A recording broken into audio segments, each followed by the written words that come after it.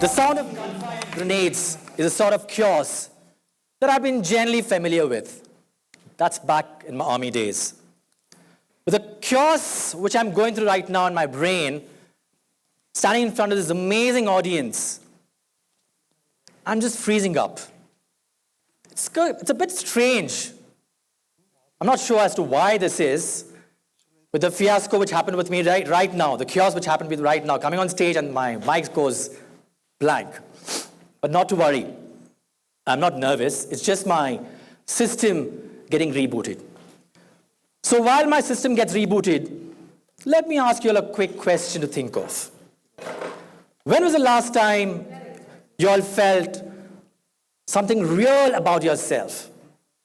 Now don't tell me, don't think of, I like pizza or I like singing. No, something real.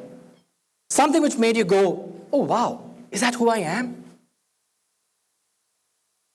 So while you all think, I'm going to tell you all about a very unique diagnostic tool, which I encountered a couple of years back.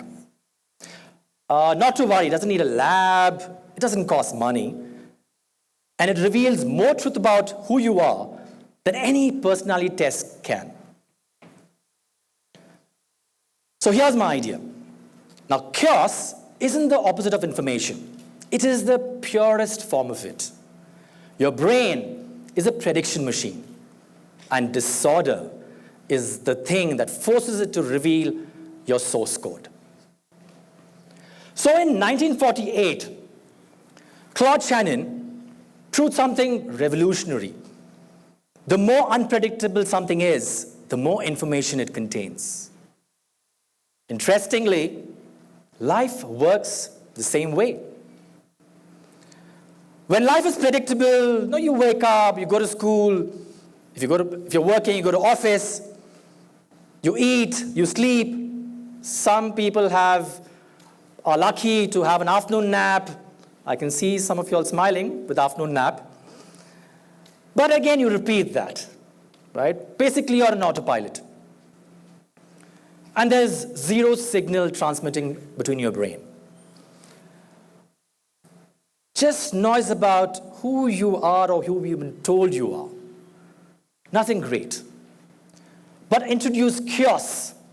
You break the script, and suddenly you generate pure information about yourself.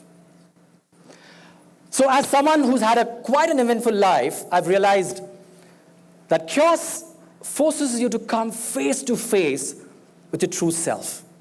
And that's through 3 signals. In the first 90 seconds of crisis, before thinking, your core code runs. How you react when you face problems. You cannot fake this under real pressure, ever. Success can be copied, but failure strips away everything except what is fundamentally you. So Carol Dweck found that when children face problems, they split into 2 groups. Some say, I'm not good at this yet. Others give up and say, I'm not just smart. Same failures, different mindsets. And when people lose something important, they reveal themselves in reconstruction. Or not. Your recovery path shows what you truly value in life. I wasn't such an observer of chaos. My life wasn't that chaotic. Till I was, I would say, 9 years old. I was living in the small town in Coog, being that kid, the one, your teacher's favorite, first in class, medals on my shirt, teachers using it as an example, envy of a few of my classmates here and there. I believe in the diagnosis, the smart kid. That's when my parents realized, let's upgrade him. Sent me off to a boarding school in Bengaluru. And that's when chaos hit. My grades collapsed, my confidence shattered. I went from a topper to rock bottom. I thought I was broken. But here's what is interesting. I was not failing. I was revealing. While everyone were memorizing equations, history, moral science, I was in the playground playing sports, learning martial arts, debate clubs, on a stage like this, theater, drama, dancing. Not running away from academics, not at all, but running towards something else. But sports do get you medals, but they don't get you marks, do they?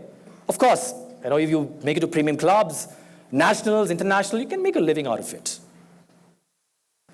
So at 13, while everything was collapsing, I was brought back home, back to Kodagu. I felt like a disaster. And that's when my grandfather, an army veteran, asked me what I wanted to become. I said I want to join the army, just like him and my uncles. He didn't give me any motivational talk, didn't say anything. The next 2 days, he took me to an NCC camp and told the officer, Colonel Kuttapa, fantastic officer and gentleman, a role model to me even till date. Take him, train him, and treat him like one of yours. Ladies and gentlemen, that camp changed everything. For the first time in years, I've woke up before sunrise with a purpose. I felt pulled towards something bigger than grades. My grandfather wasn't fixing me here. He was confirming what chaos had already diagnosed. Now, all of you all must be thinking, how does this man know so much about chaos? Well, I don't write major in front of my name just for fun, right? I was actually in the army. And my military training taught me how to read these signals. The training changed the way I looked at life. It trained me to look for patterns.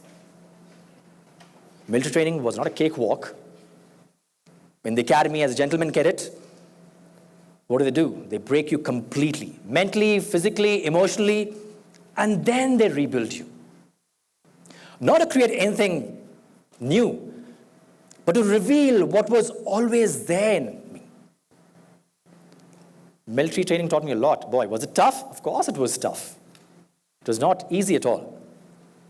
Let me give you one example. A lot of examples we can talk about later after this event, if you're interested. So let me ask you, how many of you have watched war movies, and especially ambush scenes? You know the drill, right? In an ambush, be it day or night, you cannot move, absolute silence. One sound and your game is over. Now picture this.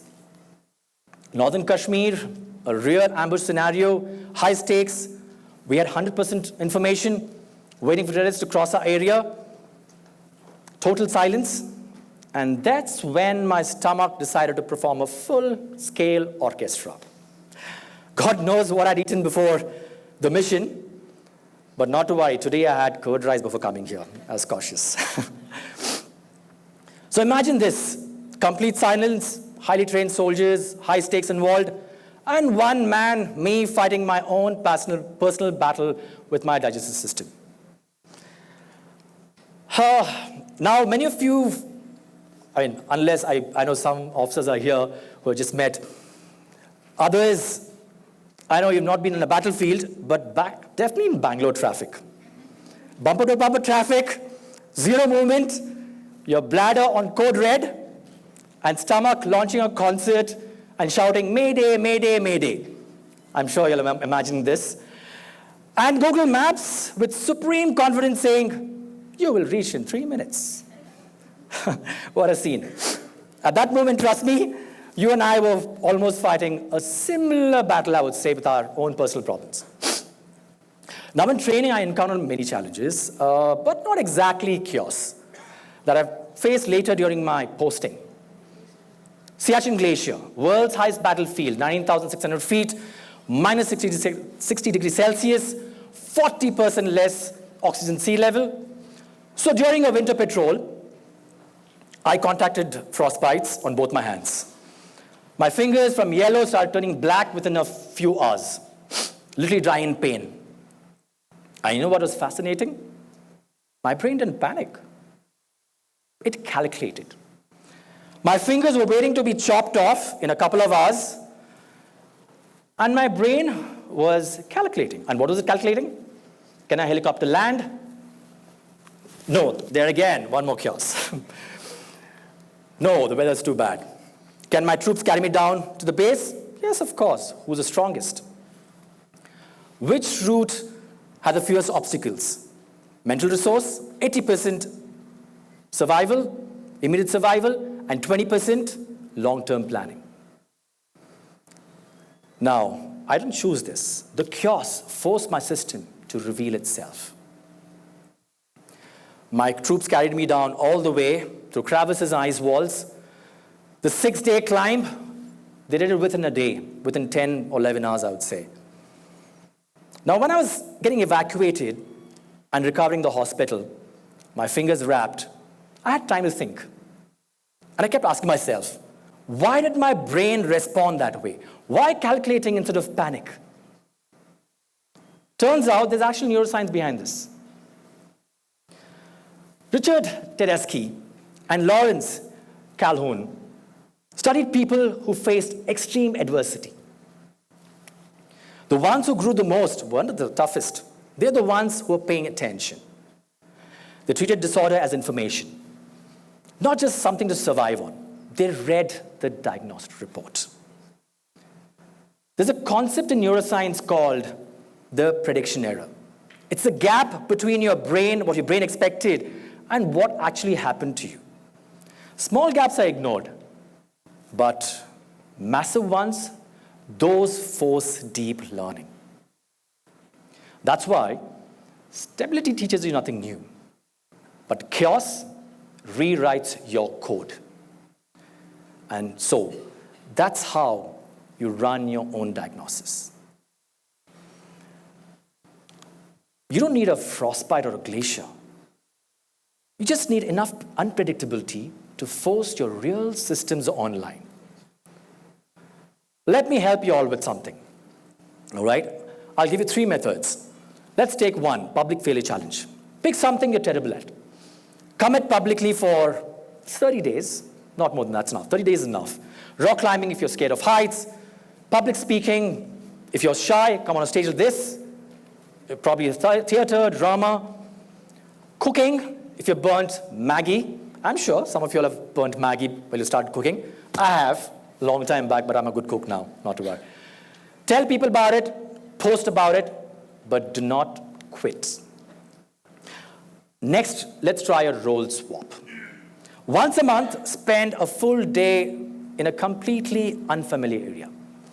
Not as a tourist, as a participant. It can be a hospital, it can be a farm, it can be a courtroom, a classroom, as a teacher.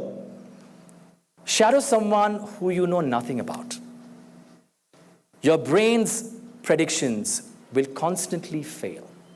Your usual coping mechanism won't work. Your real response will emerge. Let's try removing the coping tool. Now, try and identify how you handle stress. Then stop for 1 week. Handle stress through exercise, stop. You process by talking, stay silent. You escape into social media. I do too, sometimes. I'm sure most of us do. Stay away from your phone and digital devices, or throw it away. No, don't throw it away. Keep it with you, you'll require it later, or you'll blame me for that. Force your backup systems online. The deeper patterns will emerge. The calculating mind was always there. The chaos at 19,600 feet just made it impossible for me to ignore. But here's the hardest truth. Most people run the same survival program their whole lives. I never notice. They fight every battle. They flee every discomfort, freeze in every conflict, fawn in every relationship. We don't choose our breaking point. We choose whether to read the report or not. I could have stayed the lost boy defined by failure, the injured cadet trapped by trauma. Instead, each storm, each battle pulled me to evolve. It pushed me to evolve further. from confusion to clarity, from chaos to calm, from surviving to understanding. The chaos will come. It always does, like how it's happened in my life. The universe will give you a report card. The question is, will you be reading it, or will you spend your whole life on autopilot wondering who you are? Thank you.